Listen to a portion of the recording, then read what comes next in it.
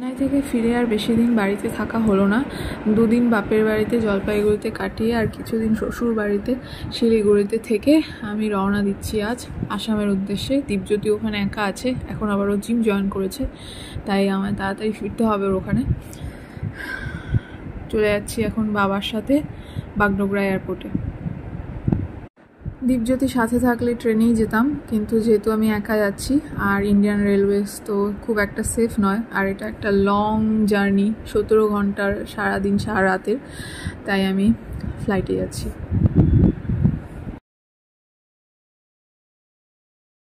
আর আমার ছিল সকালের ফ্লাইট 10:25-এ ডিপার্চার, তাই আমি বাড়ি থেকে 8:30-টার মধ্যে বেরিয়ে গেছিলাম।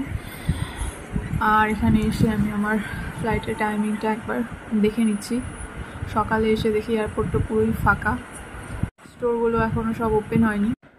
Security check, luggage check in সব কমপ্লিট করে আমি এখানে বসে আছি। আর বসে বসে ভাবছি, এর আগের বার যখন চেন্নাই গেলাম সবাই মিলে একসাথে, বাবা মা আমি, তখন কত মজা হয়েছিল যেতে, কত এক্সাইটমেন্ট লাগছিল। আর এখন আজকে যখন একা একা যাচ্ছি ভীষণই বোরিং লাগছে, কি করবো বুঝতে পারছি না, কোনো দেখতে ইচ্ছে হচ্ছে না, তাই একটু ভাবছি ঘুরেই দেখি জায়গাটা।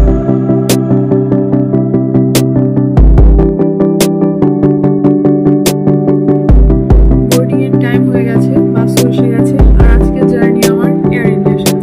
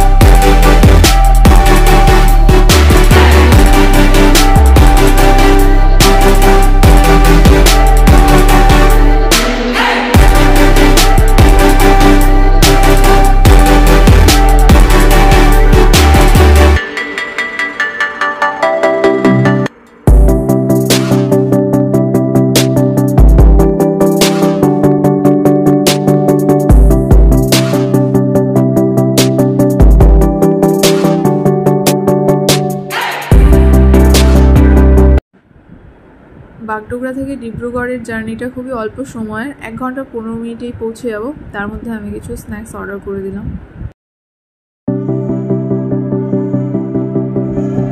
খেতে খেতে পৌঁছেই গেছি। বাড়ি থেকে বেরোনোর সময়, নিজের বাড়ি যখন ছেড়ে আসলাম, আবার শ্বশুর বাড়ি থেকেও যখন চলে আসতে হলো, ভীষণ খারাপ লাগছিল মনটা। কিন্তু যখন ডিব্রুগড়ে পৌঁছে গেলাম তখন ভীষণ ভালো লাগছে, মনে হচ্ছে অনেক দিন পর দীপজ্যোতিকে আবার দেখবো। চেন্নাই যাওয়ার সময়ও এইভাবেই মনটা খুব খারাপ লাগছিল, আর আজকে অনেকদিন পর ডিব্রুগড় এসে ভীষণ ভালো লাগছে।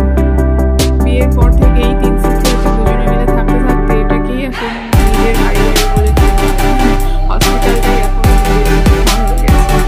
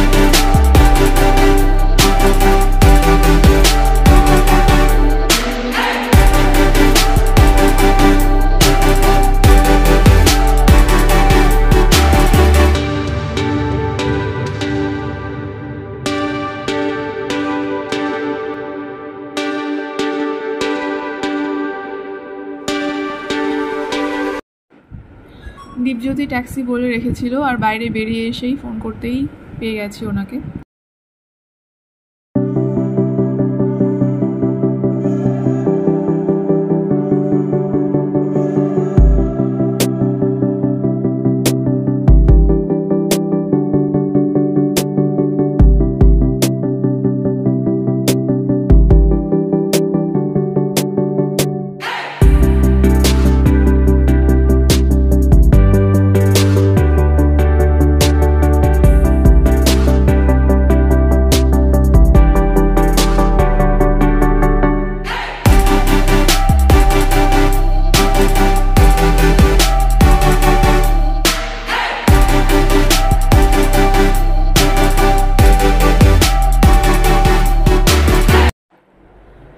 ঢুকে গেছি তিনসুকিয়া অনেকক্ষণ, আর গাড়ি থেকেই আমি দূরে দেখতে পাচ্ছি হসপিটালটা দেখা যাচ্ছে ডান দিকে।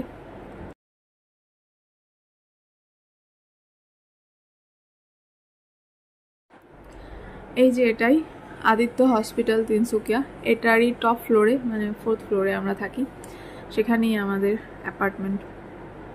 আর এখানে দুটো অ্যাপার্টমেন্ট আছে। দীপজ্যোতি এখন ডে শিফটে করছে, তাই একটা অ্যাপার্টমেন্টে আমরা থাকি, আর নাইট শিফটে আরেকজন করছে, তার জন্য আরেকটা আমাদের পাশেই অ্যাপার্টমেন্ট আছে। অনেক দিন পর দেখে ভীষণ খুশি হয়েছে, কত হাসছে দেখুন। আরও জানে এখন থেকে ওর আর কাজের কোনো অসুবিধা হবে না।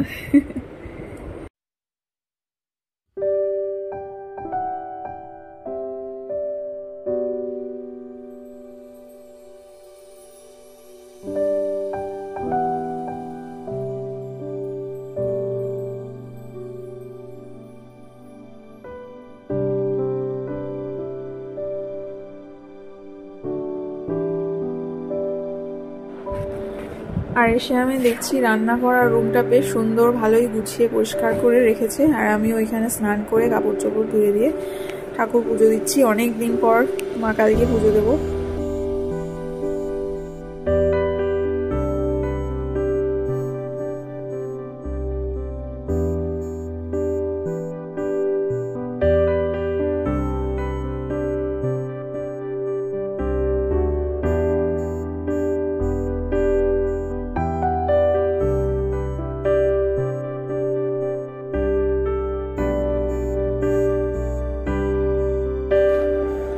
ডিব্রুগড় থেকে তিনসুকিয়া পৌঁছাতে আমার প্রায় 1টা-1:30 বেজে গিয়েছিল। আর আজকে আর কিছু রান্না করব না, দীপজ্যোতি ক্যান্টিনে বলে রেখেছে, এই কয়েকদিন তো ক্যান্টিনেই খাচ্ছিল, তো আজকে দুপুরের খাওয়াটা দুজনে ক্যান্টিন থেকেই খাবো। তাই ভাবলাম ততক্ষণে আমি একটু এই জগ আর বোতলগুলো পরিষ্কার করে রাখি।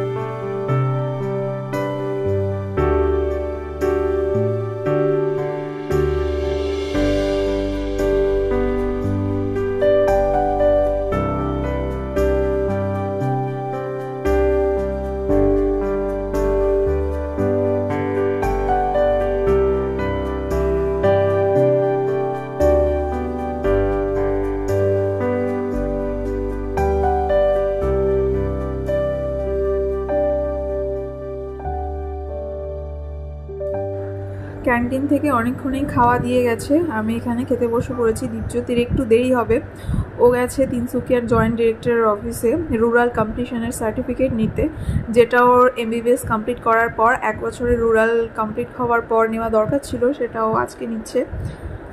কারণ এই সার্টিফিকেটটা পিজিতে অ্যাডমিশনের সময় লাগে, তাই ও এটাও আজ বের করে রাখছে। আর আমার খাওয়া হতে হতে দীপজ্যোতিও এসে পড়েছে, দুজনে খেয়ে দিয়ে একটু বেরোবো, কিছু বাজার করার আছে। আর ওর অফিসে আরেকবার যেতে হবে, কাজটা নাকি কমপ্লিট হয়নি।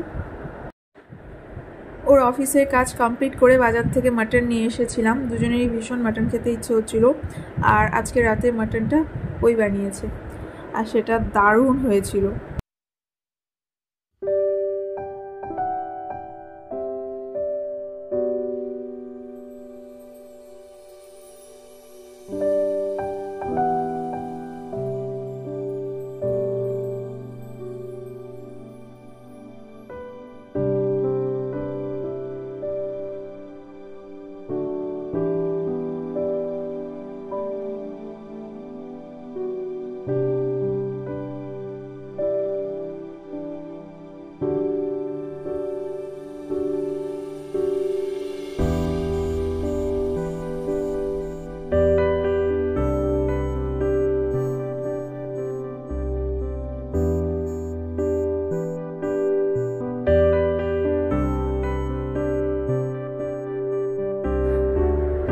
তিনসুকিয়াতে ফেরার আজকে হলো 2nd ডে, আর আজকে গণেশ পুজো, তাই সন্ধ্যেবেলা দুজনে মিলে বেরিয়ে পড়েছি একটু গণেশ পুজো দেখতে। এখানে গণেশ পুজোটা বেশ সুন্দর করে হয়, বড় করে হয়, অনেক লোক হয়, সেটাই দেখতে এসেছি। আর এখানে আমার এবার গণেশ পুজোর ফার্স্ট টাইম, আর কিছু বাজারও করার আছে, তাই একসাথে দুটোই হয়ে যাবে।